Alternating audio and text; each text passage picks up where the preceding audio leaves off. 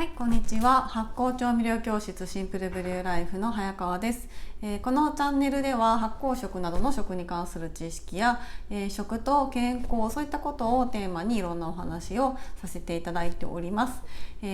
砂糖の話をですね、シリーズでしておりまして、今日が6回目ですかねになっております。で、砂糖ってどういうものなのかとかですね、そういった話をいろいろしてきてですね、で、ここからがやっぱり聞いている方がですね一番気になるところかなというふうに思います。砂糖ってやっぱり体に悪いとかいうふうに言われていることが多いので、実際にどういうところが体に悪いのか、本当にこの健康にとって砂糖を摂ることって良くないことなのかとかですね、そういったところのお話を、いろいろしていこうかなと思うんですけれども、ちょっと言い出したらキリがないっていうところもありますので、一部分ですねちょっと一つの視点に絞ってお話を今日はしていこうかなと思います。で私自身はですね日常的に砂糖を摂るっていうことは、今はしてないです。昔はですねすごい甘いものとかすっごい好きで毎日のようにですね、スイーツとかそういうのを食べたりしてました。本当にコンビニに行ってシュークリームとか売ってますよね。ああいうのを、本当にほぼ毎日ぐらい買って食べていたっていうぐらい好きだったんですけれども、いろいろ体の不調だったりとかそういうのがあって砂糖はあんまり良くないっていう話を聞いてちょっとやめてみようかなっていうふうに思って、何年か前から砂糖をやめていって、砂糖だけじゃなくて砂糖をはじめとする生成食品ですね、そういったものを避けるようになっていって、で何年か経つわけなんですけれども、やっぱりですね砂糖って普通に毎日のように甘いものを摂っているとどんどん欲しくなるんですよね。疲れたなって思ったら甘いもの食べたいなって食べて、でまたちょっと食後にデザート食べたいなって甘いものを食べるとかですね、そんな感じで結構毎日甘いものを食べてる方って多いと思うんですけども、それっていわゆる中毒になっている状態なんですよね。それってやめてみるとすぐ分かるんですよ。そんな1週間ぐらいやめただけではあんまり分かりにくいかもしれないんですけど、逆にちょっと中毒症状みたいになっちゃうかもしれないんですけども、最低でも2週間、1ヶ月ぐらいですねできれば、全く砂糖を取らないっていう生活をしてみると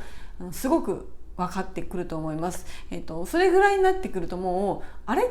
砂糖ってそんなに食べたいと思う、甘いものをそんなに食べたいと思わないみたいな、状態になるんですよね。今もそうなんですけども、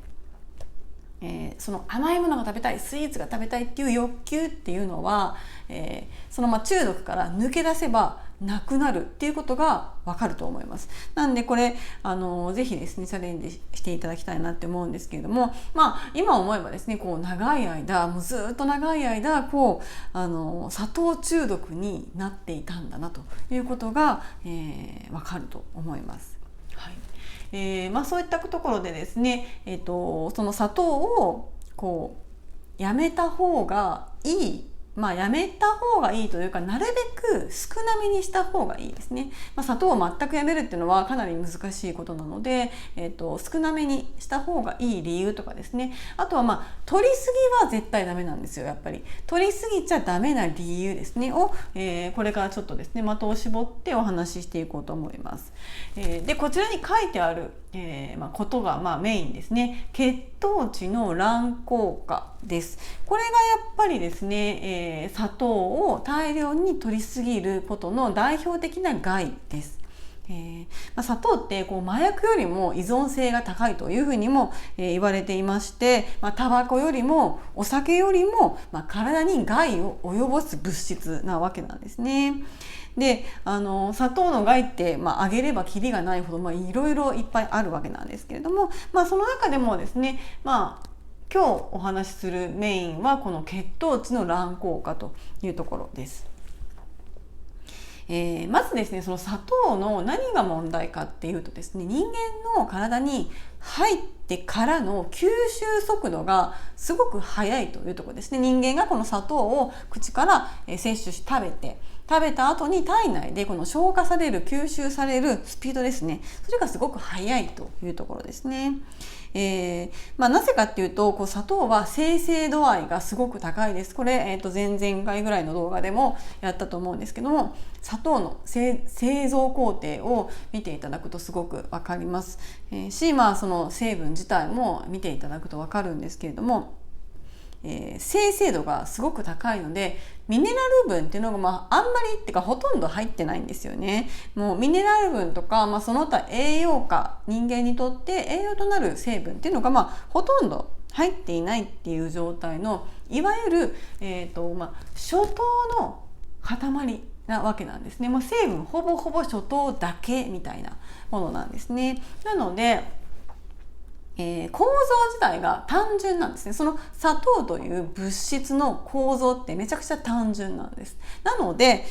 すぐに体に吸収されるというわけなんですね。通常いろんな食べ物っていうのはいろんな構造、複雑な構造をしていますので、それを人間が体の中で消化吸収していくためには、結構時間がかかるわけなんですけども、砂糖はですね、初糖だけなので、非常に簡単に吸収されてしまうというところですね。で、吸収の速度が速い、吸収が速いとどうなるかというとですね、体内でその血管の中の糖の濃度ですね、その、血管の中にある糖の濃度のことを血糖値というんですけれども、その血糖値がですねビューンと急激に上がっちゃうっていうのが、一つの、問題点なわけなんですね。通常ですね、これが血糖値のこの値だとして、通常人間っていうのは平常の空腹時ですね、空腹時は血糖値が、一定の状態になっていて、で食事をすると血糖値っていうのはだんだん緩やかに上がっていくんですね。で緩やかに上がっていって、まただんだん緩やかに下がっていって元の状態に戻るっていうのが正常な状態というか理想的な血糖値の状態なんですけれども、砂糖を食べるとですね、急激にこの値がビューンと上昇しちゃうんですね。急上昇します。急上昇ですね。でビューンといきなり血糖値が上がります。血液中の糖の濃度が上がるということですね。で、急激にですねこの血糖値が上がりますと、で上がったところでその血糖値を下げていくホルモンというのが分泌されるんですけども、それがインスリンっていうホルモンですね。そのインスリンというホルモンがですね、膵臓のランゲルハンス諸島というところから分泌されるんですけれども、その膵臓からですねインスリンが、いい感じに適量分泌されればいいんですけども、これ急激に上がってしまうと、これ下げなきゃって言ってインスリンがめちゃくちゃ大量に一気に出されてしまうんですね。一気にインスリンがここで放出されます。でそうするとですね、インスリンが出過ぎちゃって、今度緩やかに下っていくんじゃなくて、またこの急降下しちゃうんですね。急激に上がって、でそこでインスリンがいっぱいドバッと出て、で急激にまた下がっちゃうということが起こってきます。で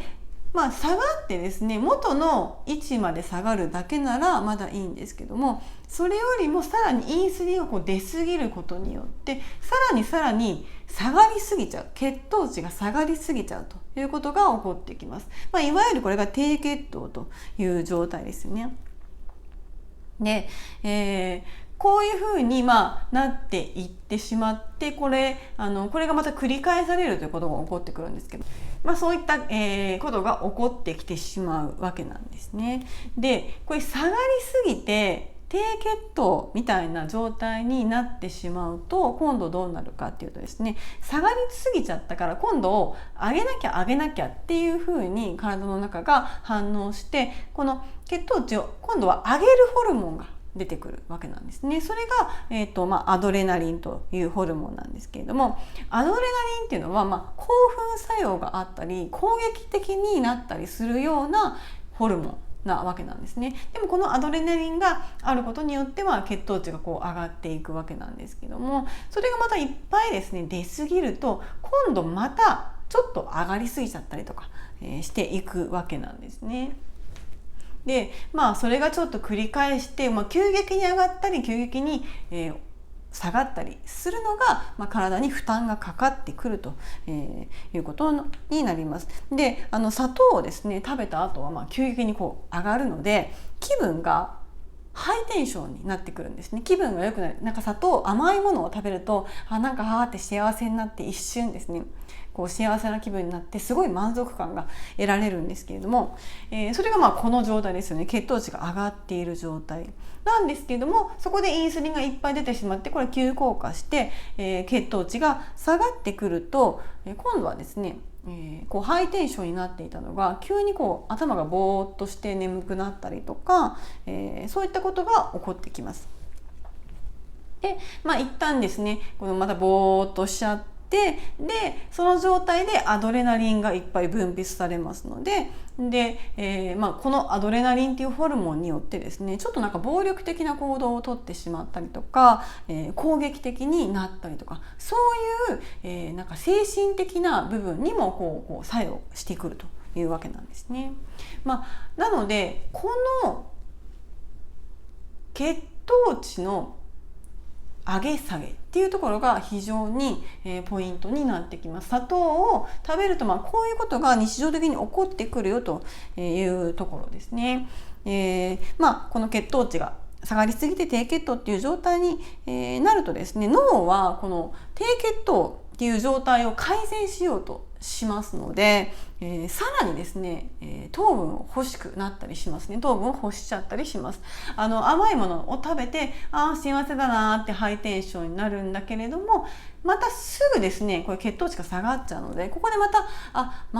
やっぱりもうちょっと甘いものが欲しいなっていう風にエンドレスにこうなっていくわけなんですね。負のスパイラルっていうところなんですけれどもどんどん甘いものが欲しくなります。甘いものを食べることによって、血糖値が上がって下がっちゃうのでそこでまた甘いものが欲しくなってまた食べる。そうするとまた上がってで下がるみたいなことを繰り返しちゃうということなんですね。で、よくですねその最近の、子供ですねお子さん、最近の小さい子供っていうのは結構こう発達障害っていうものが多かったりとか、多動症とかよく言いますよね。ああいった、昔はそんなに多くなかった発達障害っていうふうに言われるものっていろいろ原因はあるんですけれどもやっぱりその原因の一つとして砂糖の過剰摂取っていうのが挙げられるわけなんですね。よくですねその辺のにスーパーとかにいるお子さんとかを見てですねちょっとこの子異常に暴れてるなとか、よくスーパーでお菓子買ってとか言ってダダこねて地べたに寝転がっちゃってわーんってやってる子供とかたまに見ると思うんですけども、そういうのって、砂糖が原因なことが、往々にしてあるんですよね。例えば落ち着きがない、異常なまでにですね、子供って大体落ち着きがないものですけれどもちょっとこれ異常なぐらい落ち着きがないなっていうことかあとは異様にハイテンションな子とかですね、常にじゃないんですけどもすごい異様にハイテンションな時とかってありますよね。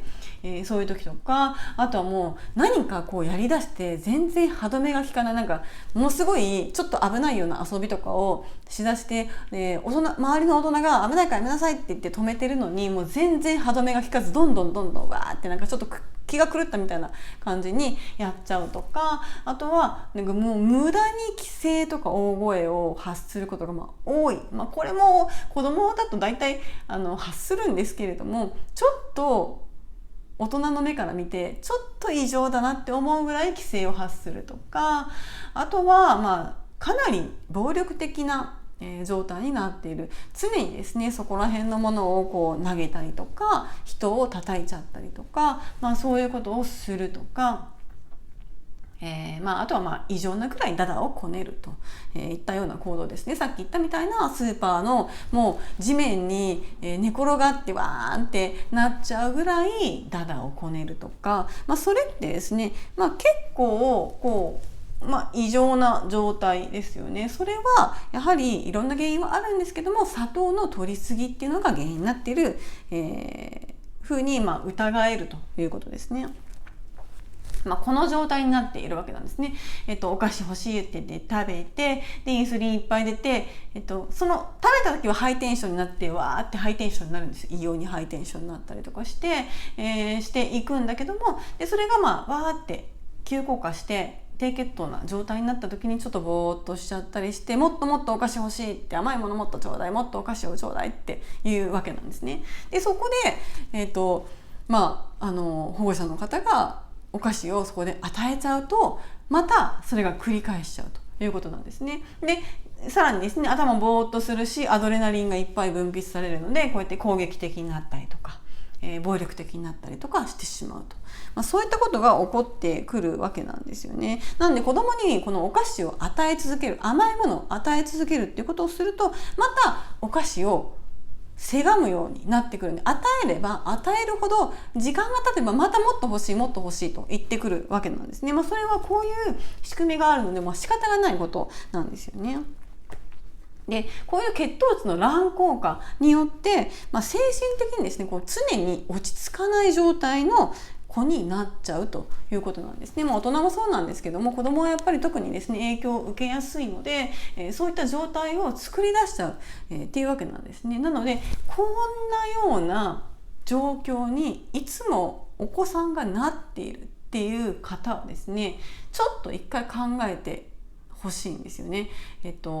多分こういう状態とかがあまりにもひどいと、もしかしたらうちの子って発達障害なのかもしれないとかですね思って、病院に行ってみたりとかすることもあるかもしれないんですけども、まずですね病院に行く前にまずここを考えてもらいたいんですよね。砂糖を摂りすぎてないか、砂糖がいっぱい入った甘いお菓子を与えすぎてないかっていうところですね。そこを、まず疑ってほしいなというふうに思うんですね。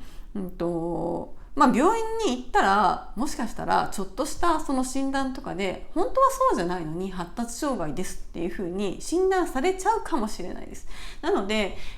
そういうことになっちゃったらショックですよね。本当はそうじゃないのにそういうふうに診断されてしまうってことも、可能性としてはあるので、やっぱりそれを避けるためにもですね、もし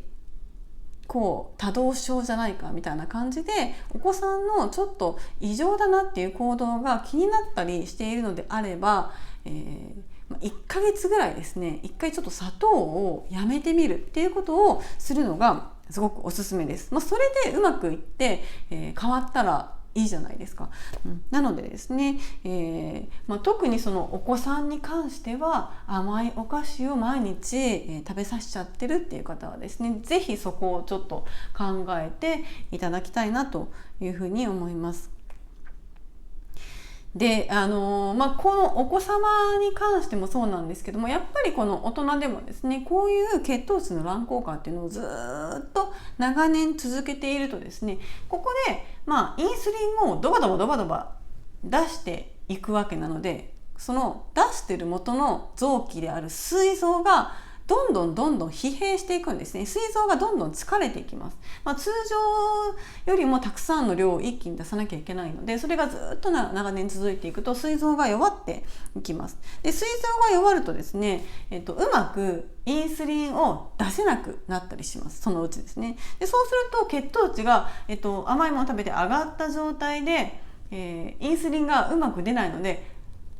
下がらなくなっちゃうんですね。今度は下がらなくなってずっと血糖値高い状態になっちゃうと、そういったことが起こってきます。これがいわゆる糖尿病というやつですよね。なんで砂糖とかそういう甘いものを食べ過ぎている人は糖尿病になりやすいっていうのは、そういった、理由も一つの、理由ですね。なので、この血糖値の乱高下っていうのはですね、特に気にしていただきたい砂糖の害ということになります。で、本本来ですね、その食べ物にはどんな食べ物にもいろんな栄養素が備わっているわけなんですね。いろんな、このホールフードと呼ばれる、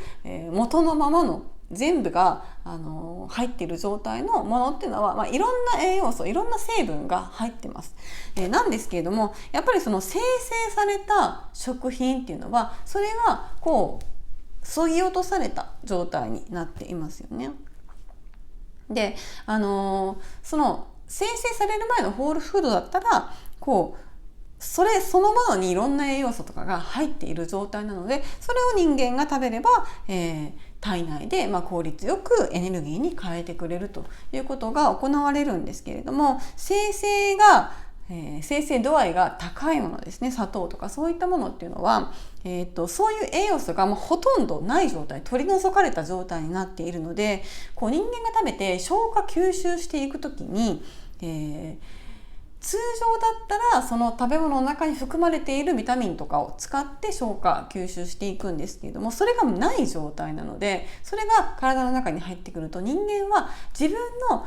その体内にもともとあるビタミンとかミネラルとかを使っちゃうんですよね。消費しちゃう。要は甘いもの、砂糖を消化吸収していくためには、もともと自分の中に持っているビタミンとかミネラルを使わなきゃいけないんですね。消費しなきゃいけない。要は体内のビタミンとかミネラルを奪っちゃうということになるんですね。砂糖を消化するために。なんでただでさえ現代人っていうのはビタミンとかミネラルとか足りてない状態なのに、甘いものを食べることによってさらにそれが奪われちゃうっていう現象が起きるわけなんですね。それも非常にですね、問題点というところですね。で、砂糖ももちろんそうなんですけども、砂糖以外もですね、生成されたもの、生成された小麦とかですね、生成された白米とかもそうなんですけども、そういうものばかり大量に食べていくと、やっぱり同じようなことが起きてくるわけなんですね。砂糖はもちろん、血糖値が急激に上がりやすいですし、精白米、白米ですね、白米とか、あと白いパンですね、パンとかも上がりやすいです。なので大体同じようなことが起こってくるというわけですね。なのでそれも注意が必要ですし、そもそもですね、砂糖には栄養ほとんどありません。で白米とかパンとかにもあまり栄養は含まれていないです。エネルギーはたくさんあるんですよ。エネルギーはたくさんあって、脳のエネルギーになったりとか、体を動かすエネルギーになったりはするんですけども、タンパク質とか脂質とかビタミンとかミネラルとか、そういう人間が、生きていくために必要な栄養素ですね。栄養素っていうものはあまり含まれていないんですよね。砂糖にはほとんど含まれてないですし、ご飯もパンもあまりそういう栄養分っていうのは含んでないんですね。いわゆるエンプティカロリーというやつですね。空っぽみたいな、カロリーはたくさんあるんだけれども中身スカスカみたいな、そういう状態の食べ物なわけなんですね。なので、砂糖も、砂糖と同じように白米とか、白いパン、そういったものもやっぱり同じような影響が、出てくるということですね。なので砂糖、甘いものをやめると体にすごくいい影響いっぱいあるんですけれども、やっぱりそれだけではなかなか効果を感じづらくって、この効果とかを感じたいって思ったら、砂糖だけではなくって、その砂糖以外の生成された小麦とか白米とか、そういったものも減らしていくことによって、より効果を得やすい、感じやすいですねかなというところはあります。私自身もですね、昔一回砂糖断ちみたいなことをしたことがあるんですけども、正直言ってですね、甘いものを食べるのをやめたっていうだけでは、そこまでもう体感として目に見えてわかるっていう変化はあんまりなかったんですけども、やっぱりその白米とかパンとかっていうのをそういったいわゆる糖質っていうものですね、生成された糖質っていうものを丸ごとこう避けるようになってから、かなりですね、変化を感じることができます。結構劇的にいろんなことが変化しました。かといってですね、ご飯とか、パンとかっていうその炭水化物、糖質ですね、そういったものを一切取らないとか、めちゃくちゃ極端に減らすっていうのはまたちょっと逆に害が出てきたりするので、それもあまり良くないんですけども、もちろん糖質、炭水化物っていうものも、体には必要なので食べる必要あるんですけども、現代人は取りすぎなんですよ、糖質を。もう砂糖をはじめとして白米とかパンとかうどんとかピザとか、パスタとかそういうものをいっぱい食べていて、炭水化物取りすぎなので、結局こういうことになっちゃってるんですよね。日常的に外食とか多い方は特にですね、白米ばっかり食べてるとか、昼ご飯うどんだけとか、そういう方ってやっぱりこういう風になっちゃってます。なのでゆくゆくは糖尿病の道に進んじゃってるっていうことになってしまうわけなんですね。やっぱりそうですね、砂糖っていうのは、今日ちょっと一つの、方面からのお話を強調していきますけども、それ以外にもいっぱいいっぱい害はあるわけなんですよ。なので健康への影響っていうことを考えたら、砂糖って本当に100害あって一理なしなんですよ。昔の人は砂糖なんて食べてなかったからっていうこともあって、別に砂糖は絶対取らなきゃいけないものではないんですよ。炭水化物とかいわゆる糖質っていうものと砂糖はまたちょっと別物なので、砂糖っていうもの自体、甘い砂糖っていうもの自体は別に一切取らなくても何の支障もなく人間は生きていけるんです。なので、100害あって一理なしというところですね。強いて言えばその甘いものを食べて幸せな気分になれるとか、そういったところだけですよね。タバコと一緒ですよね。タバコを吸うことによって、精神的に安定するとか、幸せな気分になれるとか、ストレスが解消できるとか、そういったところだと思うんですけども、やっぱりそういうものなんだっていうふうに思って砂糖と向き合うってことが必要になってくるかなというふうに思います。できれば取らない方がいいんですよ。タバコと同じで、タバコも100害あって一理なしなので、タバコって絶対に取らない方がいい、吸わない方がいいじゃないですか。それと全く同じで、砂糖もできれば取らない方がいいわけなんですね。なので、そこをですね、砂糖イコールタバコっていうぐらいの感覚で思っていただいた方が、自分の体にとって、健康にとってはすごく、正解です。いいことなんですね。できればですね、やっぱりもう完全に取らないっていうのが、取らないに越したことはないです。虫歯とかも砂糖さえ取らなければ虫歯にならないので、甘いものさえ食べなければ虫歯にならないので、そういったことも考えるとですね、取らない、一切取らないっていうのが一番いいんですけれども、やっぱり甘いもののもう味を覚えてしまったら、甘いもの一切取らないってなかなか厳しいですね。なかなか難しい。現代社会で生きている、お付き合いとかもありますし、それはなかなか、厳しいんですけれども、完全には立たなくても、やっぱりなるべく控えるっていうのはやっぱり常にですね、意識していった方がいいんじゃないかなというふうに思います。砂糖が入った甘い食べ物ももちろんそうですし、白米とか、小麦製品ですね、お好み焼きとかたこ焼きとかもそうです。そういった粉物とか、ピザパスタとかですね、そういったものも、うどんとかもそうなんですけど、そばもそうですね、ほとんど小麦なんで、半分ぐらい小麦ですよね。なので、そういった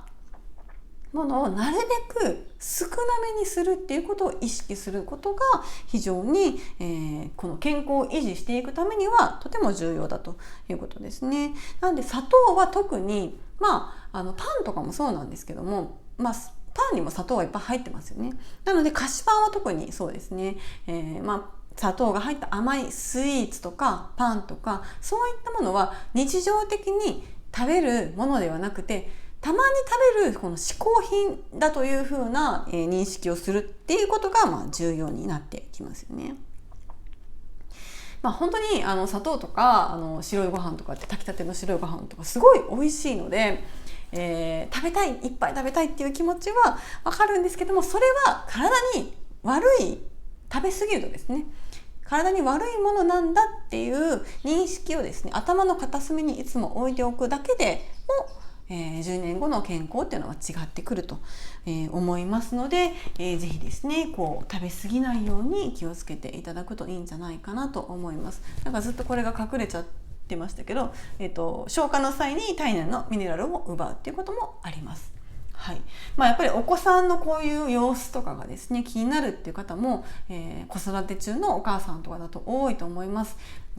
なので、そういったことも踏まえて、特に小さなお子さんにはあまり甘いものを与えすぎて欲しくないというか、与えすぎない方が、いいと思うんですよね。その子のやっぱり将来のこととかですね、今もそれで苦しんでいるかもしれないです。本当はこんなことしたくないのに、